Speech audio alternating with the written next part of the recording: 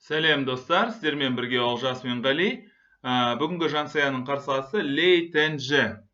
Бұл Қытайдың мықты шахматшыларының бірі, ұмытпасам, экс-чемпион. Осы Лей Тэньчжэ, Цзюй Вэньцзюнь, содан кейін Тан Чжуньи, мен осыларды аса жақсы түсінбеймін, олар ауысып тұрады, сол себепті кешіріңіздер егер де қателесетін болсам.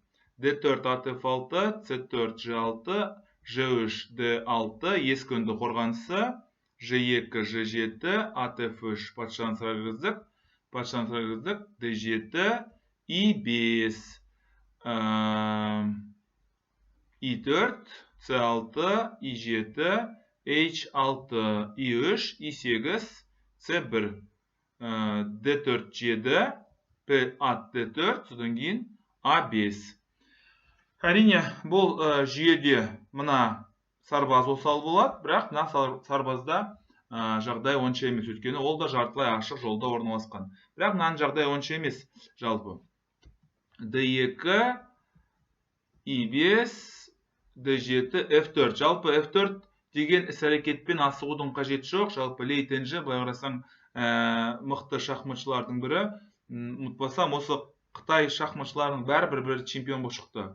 Хоу Юйфань болсын, Лей Тэньчжэ болсын, содан кейін Тан Чжуньи болсын, немесе Цзюй Вэньцзинь ба, бір нәрсе сонда бар барлығы. Бірақ F4, бұл жүйеде F4 деп көбінесе жүрмейді.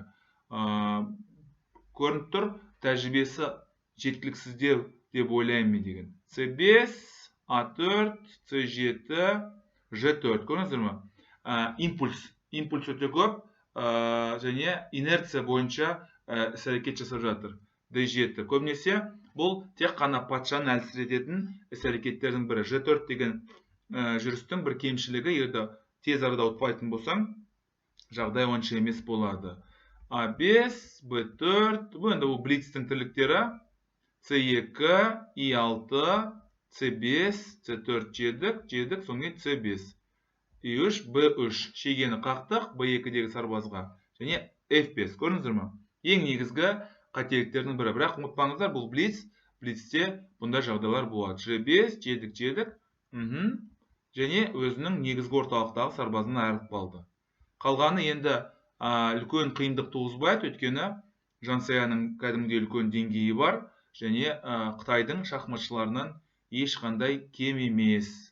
F4, жедік, және екі піл әрине бір тураны емін-еркін жеңіп кетеді.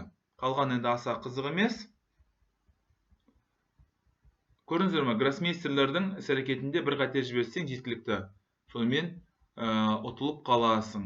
Қалған енді аса қызық емес, өйткені екі піл деген қазір тез арада шетте тұратын өтетін сарбазды ұйымдастырады, және қарсыластың қорғанысын бұзып өтеді. Міне осындай партия. Каналдағы видео ұнайтын болса лайк басыңыздар, каналға жазылыңыздар, сұрақтарыңыз болса қойыңыздар. Шама шарқыма сәйкес жауап беруге тырысамын. Жақсылықта кездесейік. Сау, сәлемет болыңыздар.